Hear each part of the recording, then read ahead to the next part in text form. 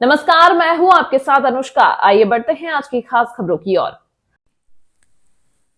भारतीय वैदिक सनातन हिंदू धर्म के अनुसार नूतन नववर्ष बनाने की प्रथा रही है, पर ब्रिटिश कैलेंडर के अनुसार नववर्ष 2025 पश्चिमी देश विदेश में मनाया जाएगा। ज्योतिर्विद पंडित अजय कृष्ण शंकर व्यास के अनुसार 1 जनवरी को बुधवार से नया वर्ष आरंभ हो रहा है, इसलिए बुध वर्ष के राजा रहेंगे और बुध ग्रह को व्यापार व्यवसाय से संबंधित होने के साथ शिक्षा, स्वास्थ्य, व्यापार व्यवसाय से जुड़े लोग को लाभ प्राप्त होता है। भारत में व्यापार व्यवसाय त्रिगुणात्मक बढ़ोतरी होती है, बाहरी आंतरिक सुरक्षा मजबूत होगी, आवागमन मार्ग बेहतर होते हैं। मध्य प्रदेश धार्मिक मान्यताओं पौराणिक महत्व रखता है। ऐसे में वर्तमान मुख्यमंत्री उज्जैन के होने से उज्जैन और मध्य प्रदेश में बीते 7 दशक में पहली बार मात्र 1 वर्ष में तेजी से विकास हुआ, जो कि सराहनीय प्रयास है। और इस वर्ष बुध ग्रह राजा होने से व्यापार व्यवसाय त्रिगुणात्मक के साथ दिन प्रतिदिन उज्जैन का विकास होगा। धार्मिक आध्यात्मिक केंद्र उज्जैन विश्व में मान बढ़ेगा। यंत्र महल वैदिक घड़ी इसका उदाहरण है कि अब उज्जैन में मंगल तो दुनिया में मंगल होगा। श्री मातंगी ज्योतिष ज्योतिर्विद पंडित अजय कृष्ण शंकर व्यास। गुरुजी, नववर्ष अंग्रेजी कैलेंडर के साथ नववर्ष आ रहा है। किस प्रकार से रहेगा लोगों का, किस प्रकार की इसके सावधानी बरते, किस प्रकार से नववर्ष बनाए? नमस्कार। सर्वप्रथम तो हम सनातन धर्म संस्कृति के अनुसार हम नए वर्ष बनाते हैं, जो गुड़ी पड़वा से प्रारंभ होता है। किंतु ब्रिटिश कैलेंडर पूरे देश दुनिया में मनाए जाने वाला एक नया साल है, इसलिए इस वर्ष को हम पहले दिन से ही, अगर हम ग्रह नक्षत्रों की स्थितियां देखें तो जनवरी पहला माह के दिन बुधवार आ रहा है, और बुधवार आने से वर्ष का राजा उस रूप में बुध कहलाएंगे। और बुध को हम ग्रहों में हम मंत्री पद के साथ में व्यापार व्यवसाय के रूप में विशेष रूप से देखते हैं। तो इस वर्ष देखा जाए तो व्यापार व्यवसाय के लिए एक विशेष वर्ष कहलाएगा, जो देश विदेश में सभी जगह, खास करके भारत के लिए यह समय अभी उपयुक्त चल रहा है। जो माननीय नरेंद्र मोदी जी के नेतृत्व में जो अभी सरकार और देश विकास के रूप में आगे बढ़ा है, ऐसे में हम भारत को हम विशेष रूप से व्यापार व्यवसाय के रूप में विदेश से व्यवसाय विशेष होते हैं ऐसे में, और आर्थिक मामलों के रूप में भी बुध को हम विशेष मानते हैं। इसलिए आर्थिक दृष्टिकोण से देश मजबूत होगा। व्यापार व्यवसाय जब चलेंगे तो देश में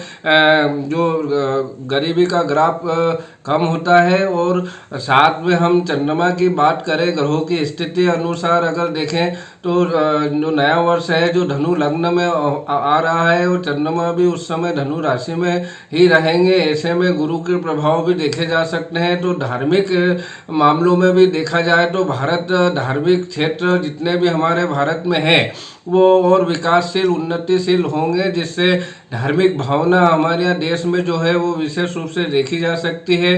मंगल के प्रभाव से भी हम विशेष रूप से देखें तो हम देश की सेना शक्ति के रूप में हम देखें तो हम हमारी जो जल थल नभ की सेना है बहुत मजबूत होगी। और तीनों क्षेत्र में हम देखा जाए तो हम कहीं व्यापार व्यवसाय माने या रक्षा क्षेत्र माने या अन्य क्षेत्रों में हम धार्मिक मामले माने तो यह वर्ष विशेष कर से भारत के लिए उन्नति का कारक माना जाएगा।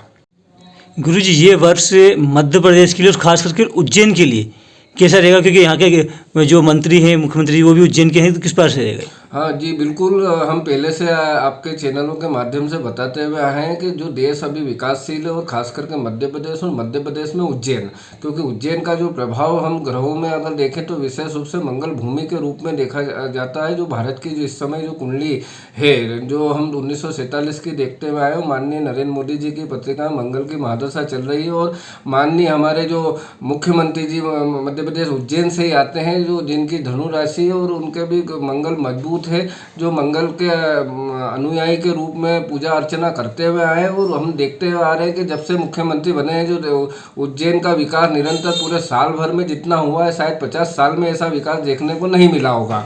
यह वर्ष बुध से प्रारंभ हो रहा है, इसलिए बुध को हम भूलोक के अधिपति महाकाल को ही मानते हैं। इसलिए बुध का प्रभाव विशेष रूप से उज्जैन से जुड़ा हुआ ज़्यादा देखा जाएगा। ऐसे में यदि बुध का नया वर्ष है तो यहाँ पे विकास जो हो रहा है, विकास से व्यापार व्यवसाय की ग्रोथ तो होती ही है, साथ में उज्जैन पूरे हमारे जो पूरी दुनिया में हमारा उज्जैन का जो नाम है, इस वर्ष हम और देखा जाए तो यहाँ के श्रद्धालु की संख्या बढ़ेगी, आय बढ़ेगी, ऐसे में धर्म बढ़ेगा और चहुमुखी विकास जब होगा तो उज्जैन का नाम गौरवान्वित विशेष रूप से देखा जाएगा, जो हमारे माननीय मुख्यमंत्री जी के द्वारा हो रहा है अभी विकास। इस अंक में फिलहाल इतना ही। अगले अंक में आपसे फिर होगी मुलाकात, तब तक के लिए नमस्कार।